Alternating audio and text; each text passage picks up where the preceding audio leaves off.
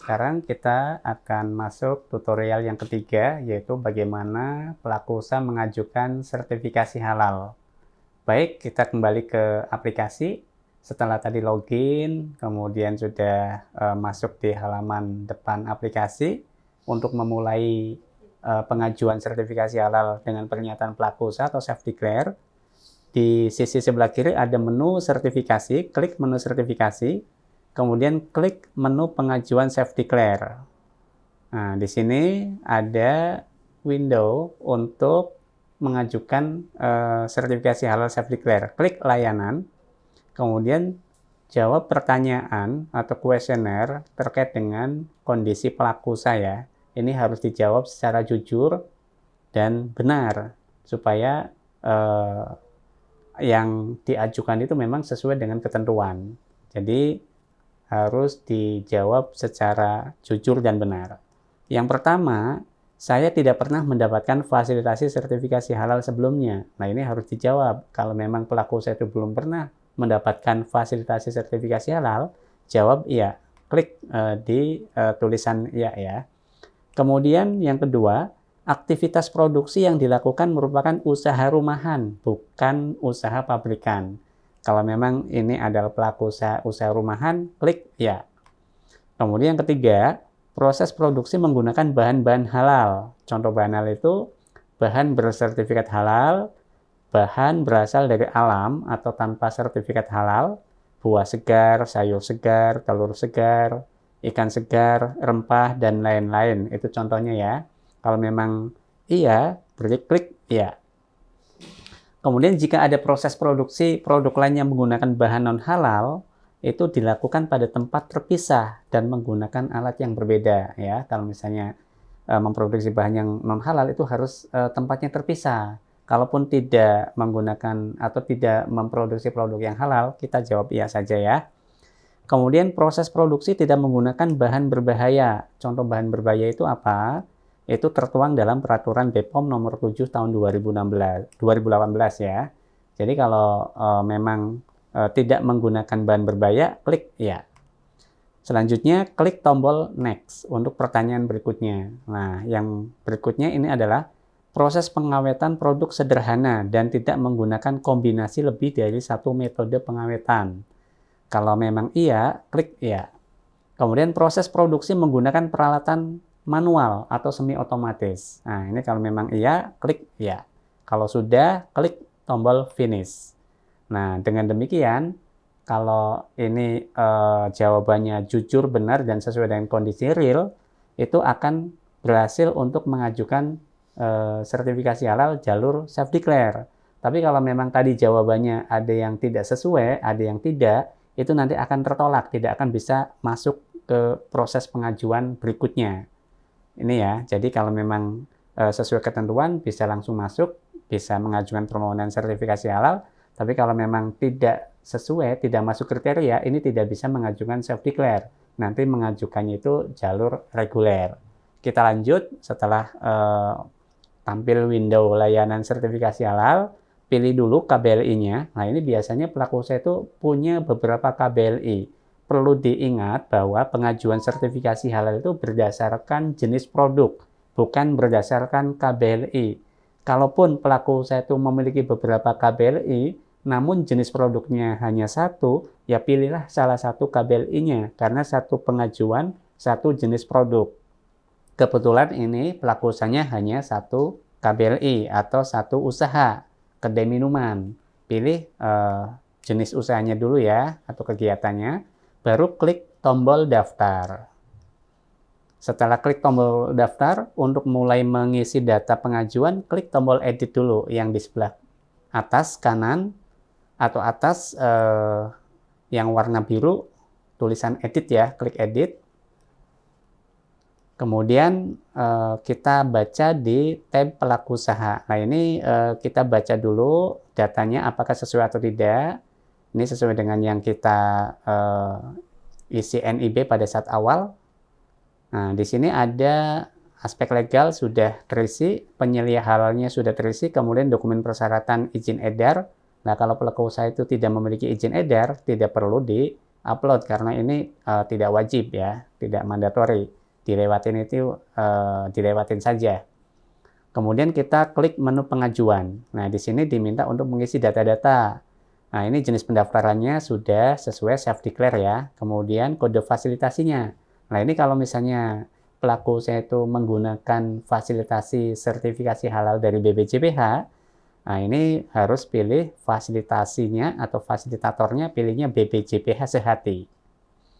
Nah, ini akan otomatis kode fasilitasinya tertulis Sehati, fasilitatornya BPJPH Sehati.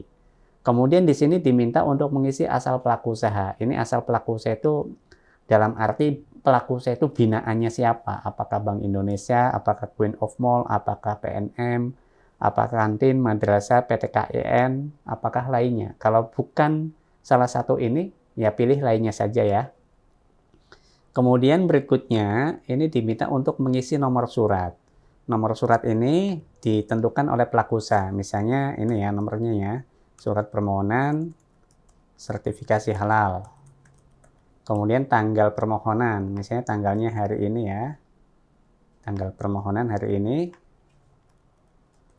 Kemudian jenis layanan, nah ini sudah termapping otomatis ya, jenis layanan yang terpilih atau tampil itu hanya makanan. Karena ini kenapa kedai minuman jenis layanannya makanan bukan minuman.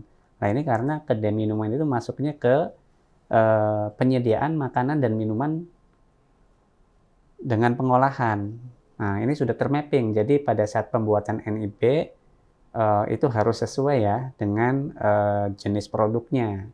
KBLI dengan jenis produk harus sesuai. Makanya pada saat tadi kedai minuman yang tampil di sini adalah jenis layanannya makanan, karena jenis produknya masuk ke penyediaan makanan dan minuman dengan pengolahan.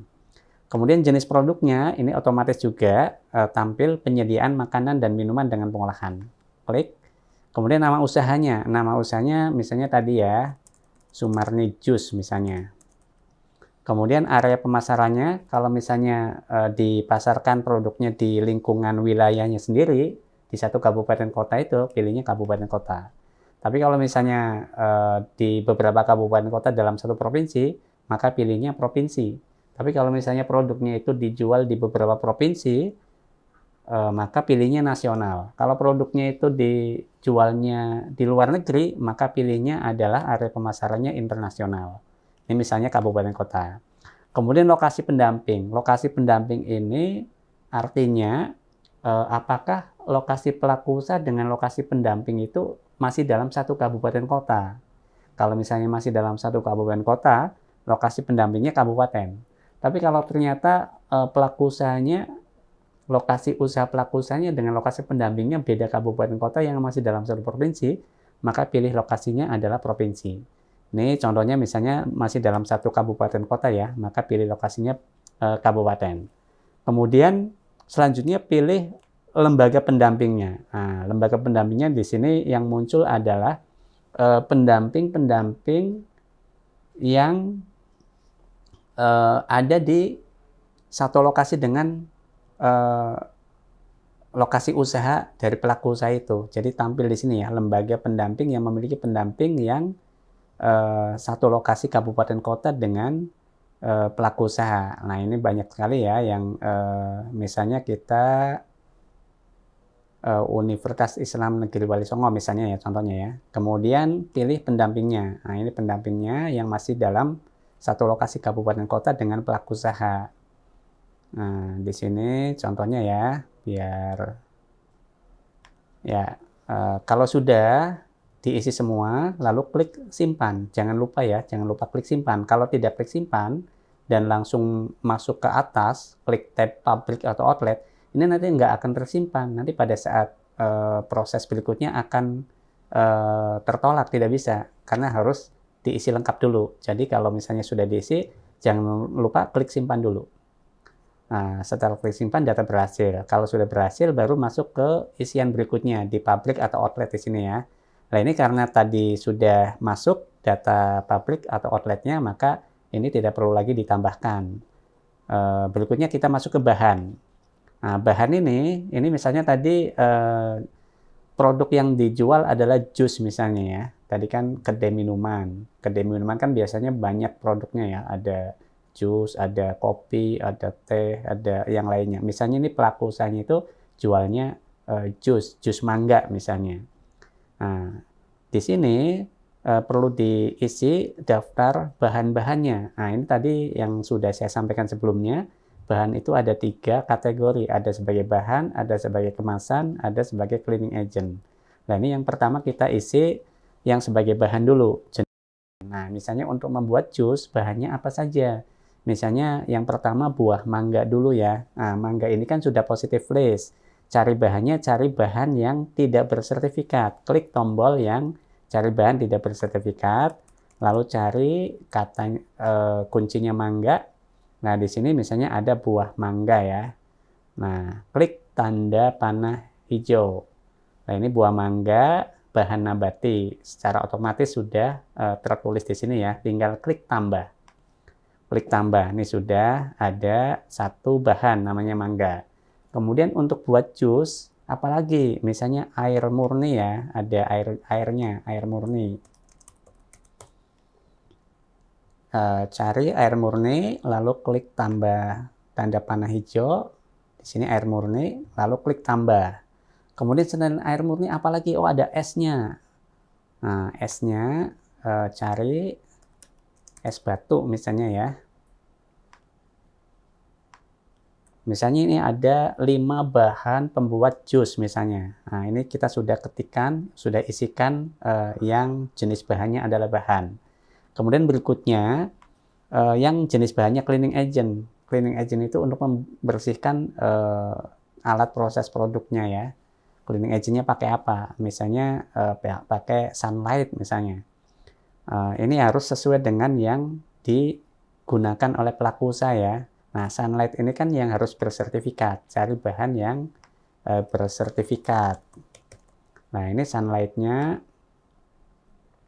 cari ya, misalnya sunlight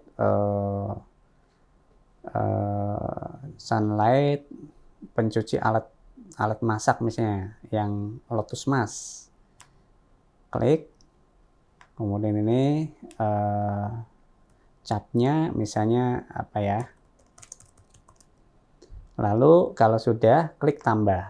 Nah, misalnya cleaning agent-nya pakai sunlight-nya. Kemudian yang berikutnya itu adalah kemasan. Nah, jusnya itu dikemas atau disajikan di media apa? Misalnya gelas plastik ya, misalnya.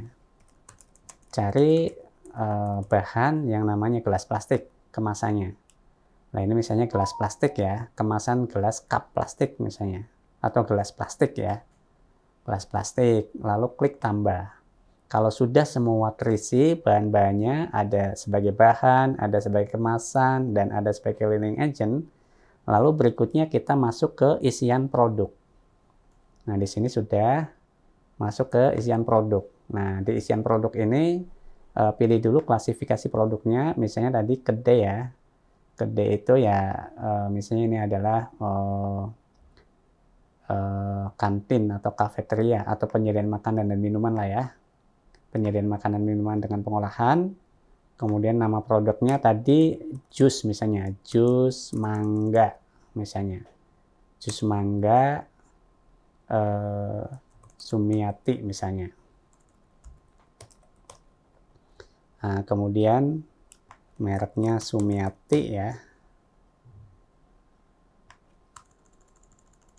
Jus mangga. Kemudian mereknya Sumiati.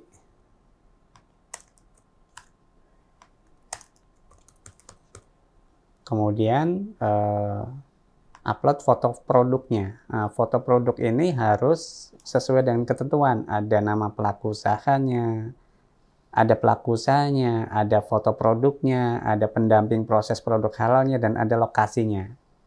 Kita upload. Nah, kalau sudah isi nama produknya, ini misalnya nama produknya hanya 1 ya, misalnya ini contoh, harusnya kan bisa lebih dari 1. Ini hanya contoh saja. Kemudian berikutnya adalah pengisian proses produk halal. Nah, pada saat pengisian proses produk halal, isikan langkah-langkah membuat jus itu seperti apa. Misalnya pertama, menyiapkan buah mangga dengan mengupas dan mengiris mangga. Kemudian masukkan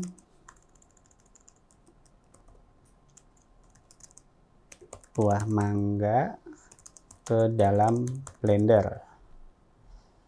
Kemudian tambahkan air dan es ya ke dalam blender.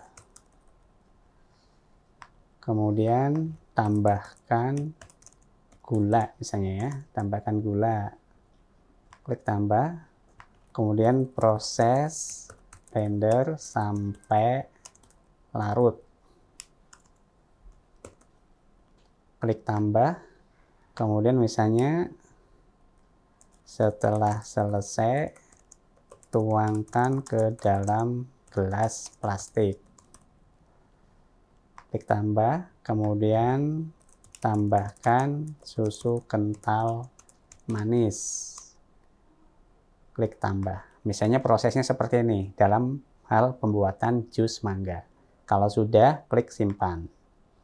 Nah, simpan sukses. Setelah itu, klik pernyataan. Nah, di sini ada pernyataan pelaku usaha, harus dibaca, harus dicermati, dan harus benar-benar dari sisi bahan sudah dipastikan kehalalannya, dari sisi proses produk juga sesuai dengan persyaratan kehalalan, dan juga memenuhi ketentuan ya. Kalau sudah oke, klik setuju.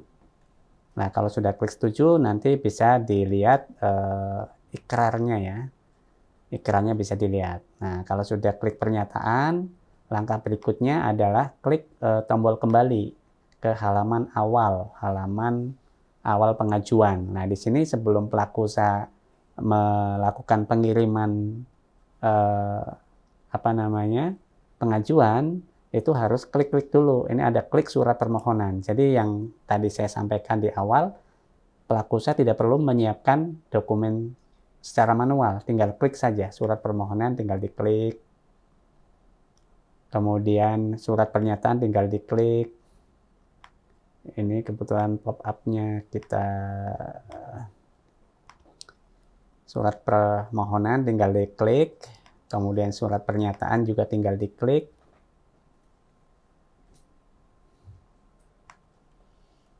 Kemudian ikrar tadi tinggal diklik. Kemudian SCPH ya tinggal diklik. SCPH tinggal diklik. Ini SCPH contohnya. Jadi tidak perlu lagi disiapkan secara manual.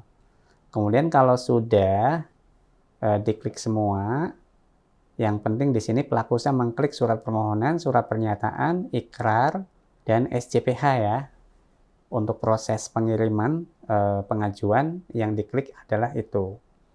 Selanjutnya ini nanti pendamping proses produk halal akan melakukan cek and recheck data pengajuan dulu. Jadi di sini nanti pendamping itu akan melakukan cek data pengajuan. Nah, kalau misalnya sudah dilakukan cek pengajuan PU, nanti pelaku usaha bisa klik kirim. Itulah langkah-langkah untuk mengajukan permohonan sertifikasi halal melalui jalur